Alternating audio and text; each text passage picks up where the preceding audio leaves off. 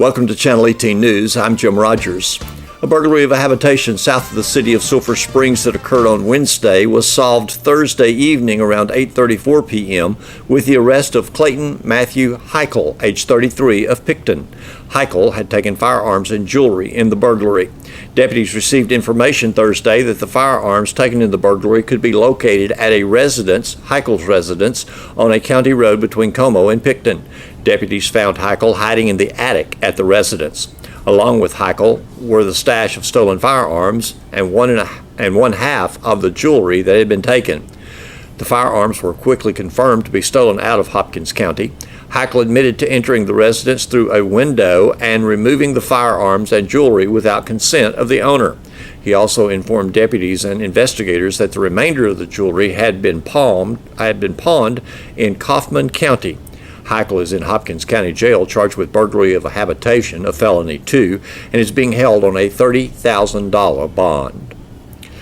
Upshur County has it. Titus County commissioners are facing a petition to seek it. The pros and cons of the unit road system creates varying opinions. Hopkins County currently maintains 960.9 miles of county roads under the ex officio road system. As a recap, within the ex officio system, 4 county commissioners oversee the county road, maintaining those roads within their individual precincts. Each precinct has its own equipment, annual budget, and crew members.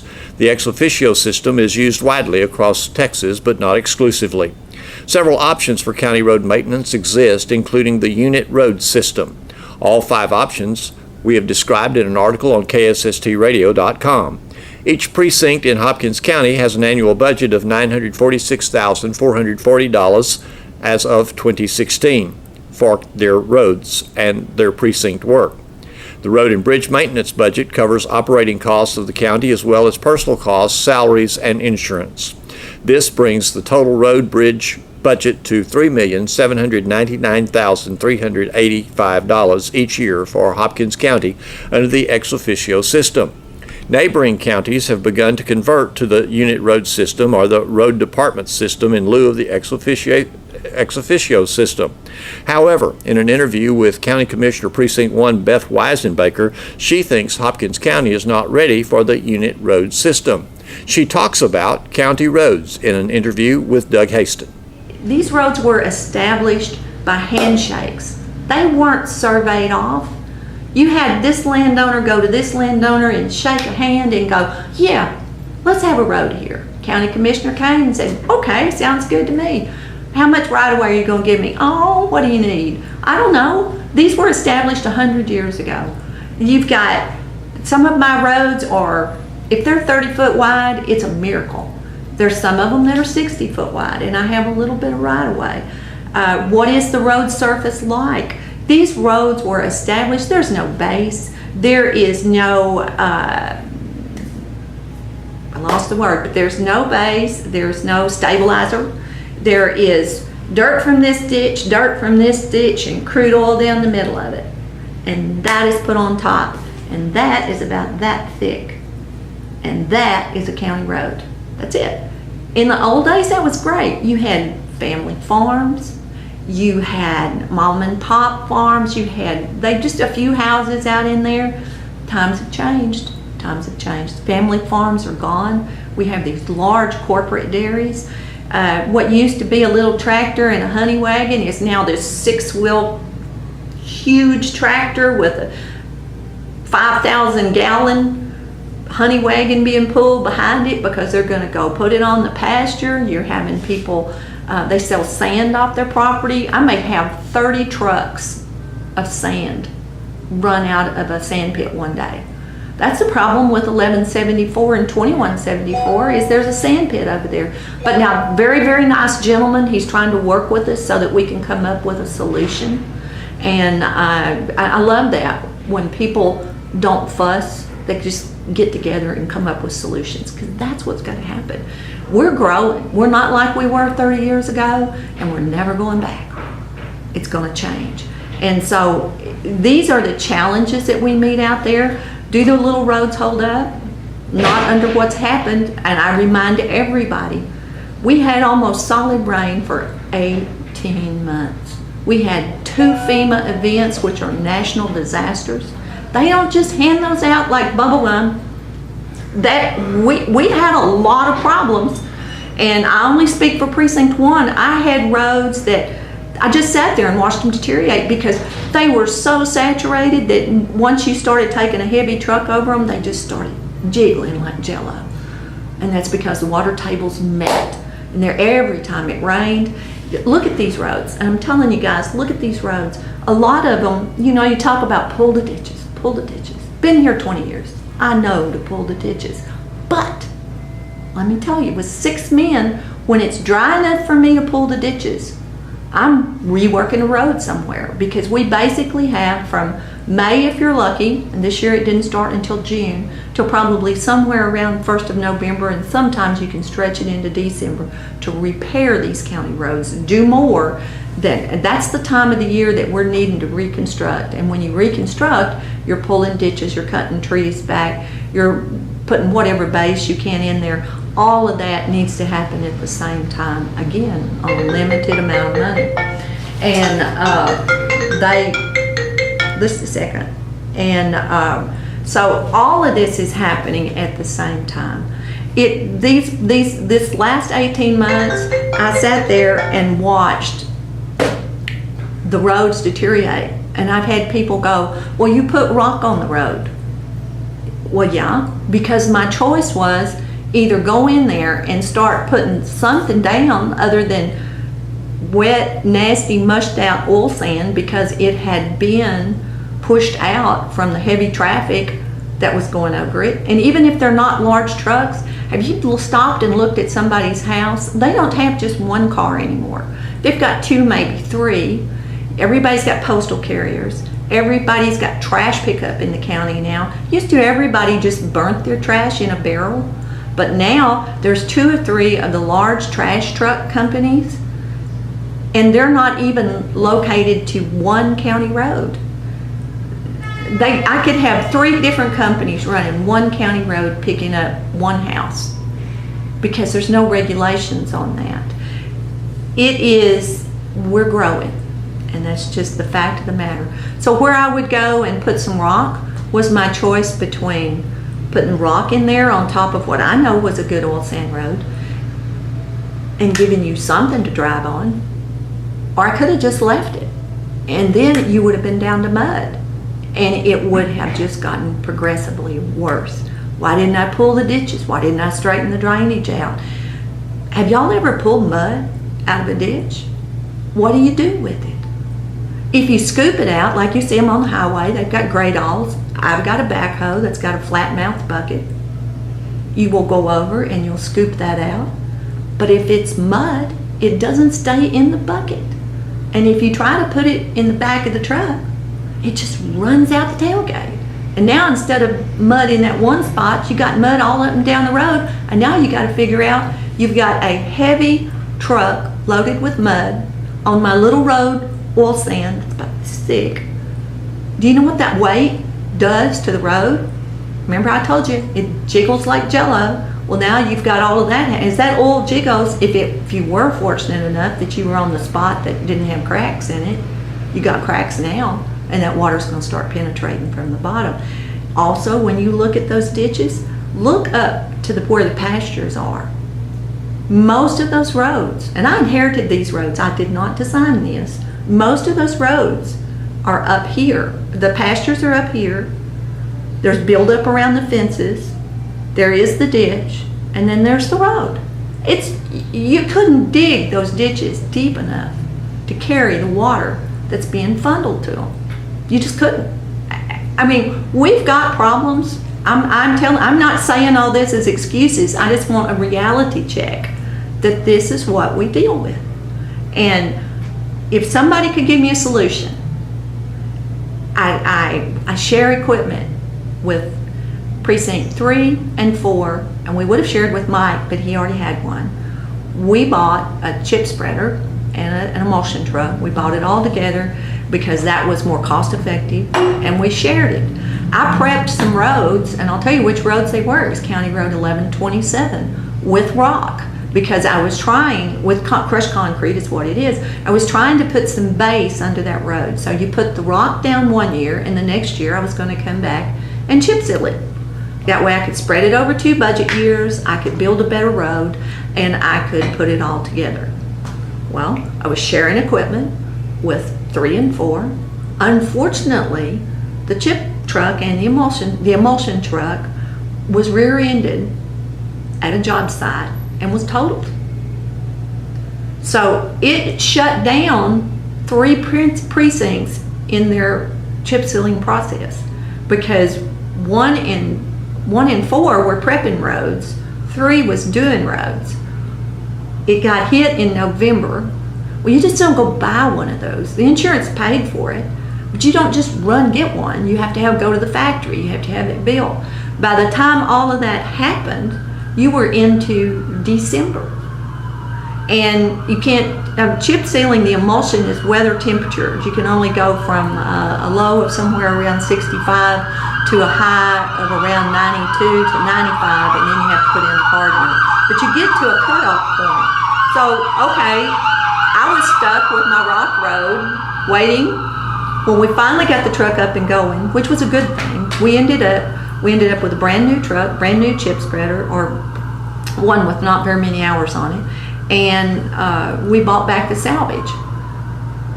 So now we have a truck that's only got 2,000 miles on it that's going to be a tanker truck. So we ended up good, and we spent your money wisely, but it stopped us in our tracks. And when we were ready to pick up and all of us start moving again, the rains came. And the emulsion is water-based, and you cannot put it down when it's raining. It's water-based. It mixes it, and your ratio gets off. So there's lots of stories as to why it's like it is. We don't have zoning authority. We're not like a city. We can't all of a sudden say, well, we're gonna zone, and we're gonna build this road to this standard, and we're gonna build this road, because we can't zone it. I can build it, but I can't promise you that once I put down that, and I've had this happen to me, that once I put down $40,000 in a road, which is what, 1/6 of my budget for material, and I build that road and I think, wow, man, that's just the best thing I've ever seen. Somebody comes along and they open a dirt pit up. Well, they have to make money, and I'm very happy for them too, because you have to make money to survive and to pay your taxes. So they open up a dirt operation that now runs on my little $30,000 road that would have been a great road when I built it, because there were families on it, and it probably would have lasted 20 years. But now I've got a business operation running off of it that's running, I don't know, dump trucks constantly, and it won't hold up. So the stories are endless as to the challenge that your county commissioner faces. But I know that, and I've served with HW, I served with Calvin, I've served with Dawn, served with Burke, I've served with Mike, Danny, and Wade. I think I got them all. And I've served with 4 judges. I've served with Joe Minner, served with Cletus Millsap, I've served with Chris Brown, and I'm serving with Robert Newsom now. This court and all the courts before want nothing more than to be public servants to the people that they serve. But no matter what we do, unless somebody decides they want to give us more money, and at any given point in time, you are more than welcome to make a donation on a specific road, and we will build it for you. And we have. Mike worked with M&FV, the Western Manufacturing, M&F, and they developed their warehouses are on one of our county roads now. They signed a contractual agreement with Commissioner Odell, and they foot the bill for that road, and it's a good road, but they gave us the money that we needed. We have the knowledge, we have the equipment, we have almost enough crew, but our crews are hard workers. But we don't have the funding, and no matter where I look, There is no miracle funding. FEMA is a godsend. They're going to help. We're going to be able to get these roads back in shape. My guys are working flat out right now. I've got a jailer that comes and works off duty with me, and he brings 2 trustees. Bless their soul, they're out patching precinct roads in Precinct 1. I've got an extra temporary person on help. We're moving. We're trying our very best to get these roads back into shape. But FEMA didn't give us, the county, $3 million without the damage being there. And there's only so fast that you can fix this. And no matter whose road I'm on, there is always a person that's unhappy because I'm not on their road. And again, all I can tell you people, after the people that I serve and that I love with all my heart, or I would not be up here for 20 years, we are doing the very best we can. We are educated. We know what we're doing. We've all been to all these schools. We've got practical knowledge. We're not a licensed engineer, but we're your neighbor. And we were raised in your school districts, and we came out with a good education, and we've got life experiences, and there's some of us with college degrees, and we've got business backgrounds, and we have the knowledge to ask questions when we hit a wall and we don't understand. But the one thing that we cannot just pull out of thin air is more money.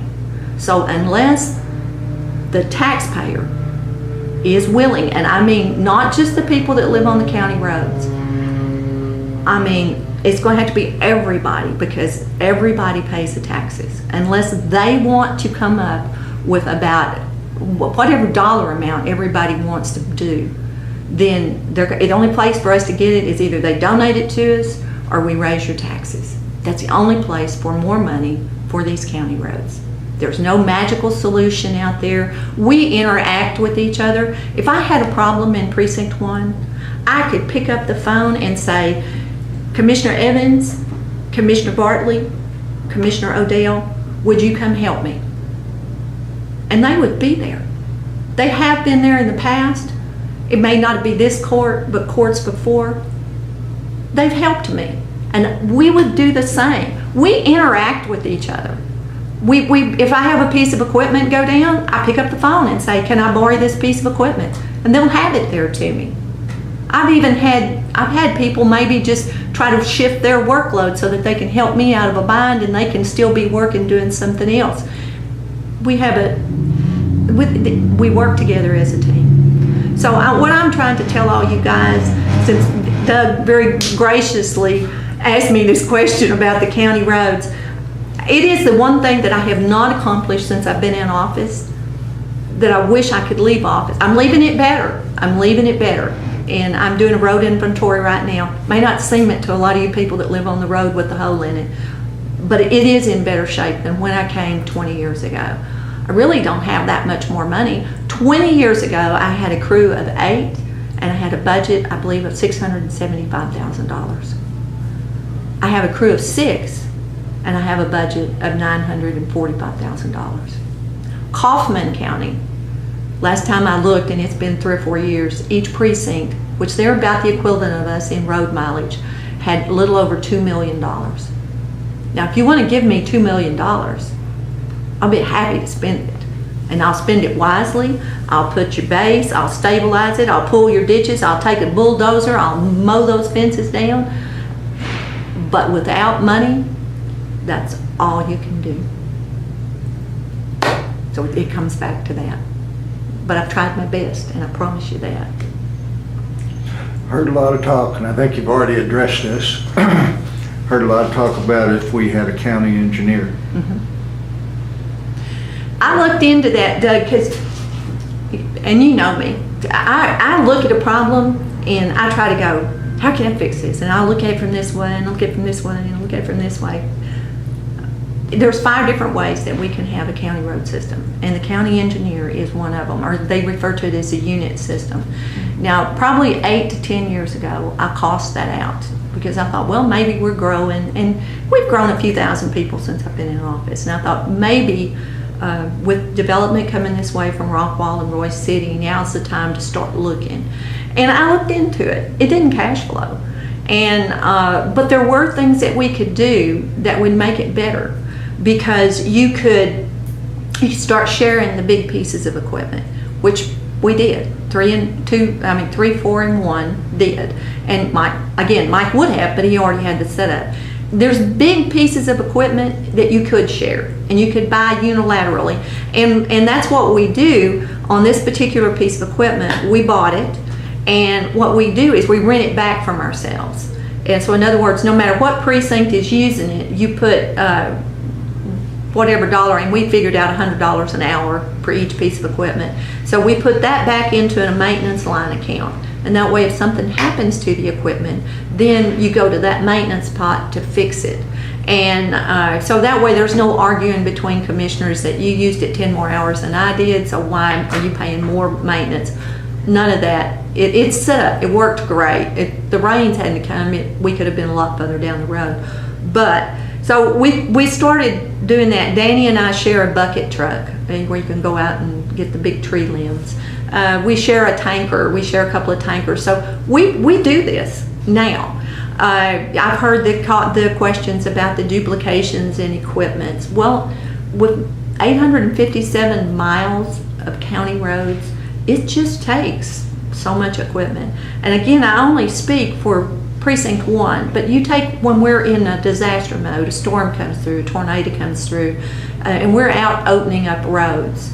Because we are in the precinct mode, I've got my equipment located in my barn with a crew that is dedicated to that area. We know where everybody lives. I know the elderly couple that's at the end of the dead-end road that the storm has, you've got to go make sure their road is still open because you know that they've got a breathing device, or you just know these things when you work these areas only, unless you're asked to go somewhere else, and then you do. But it's intricate knowledge, it's quick response, we know all of this, but to do that, you have to have, get these big trees out of the way, you have to have a backhoe. You maybe, during a fire, if you're having a big pasture fire, I've been called out, my blade men have been called out, their pasture's on fire, quick, bring the blades over there and cut us a big fire gap.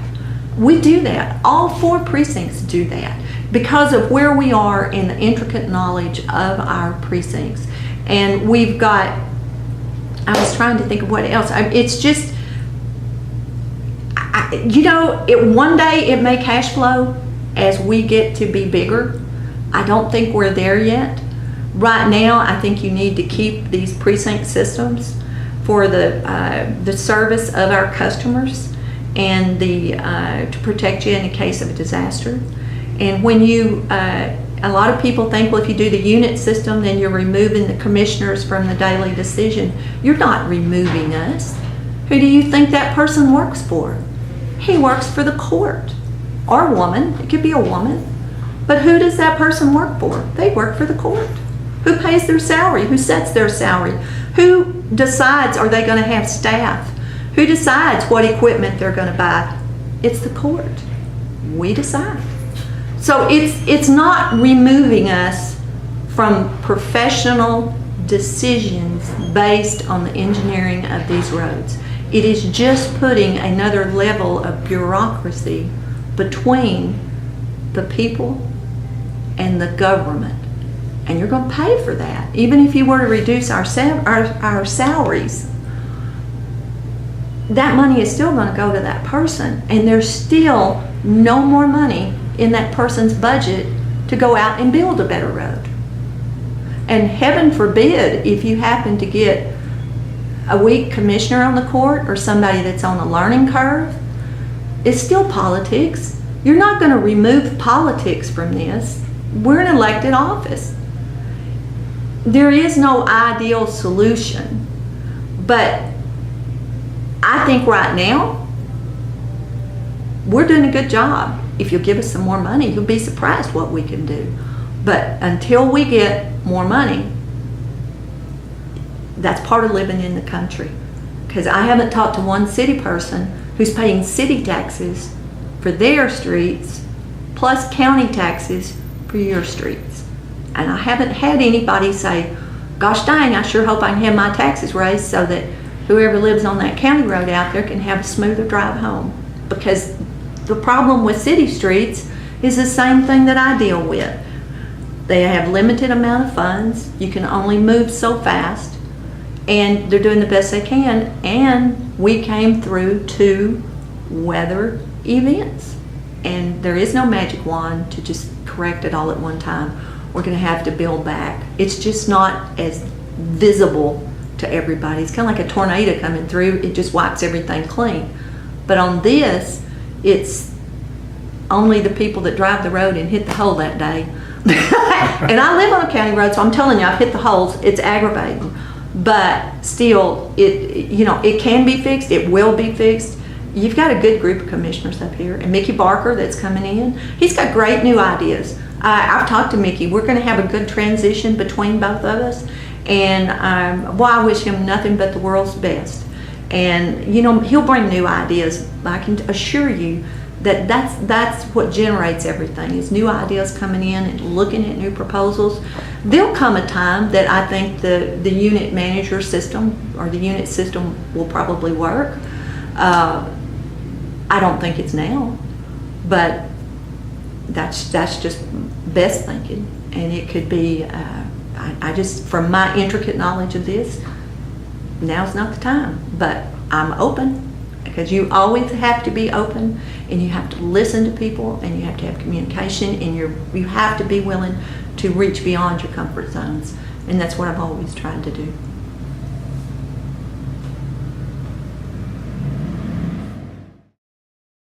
Thanks for watching Channel 18 News. Have a great evening.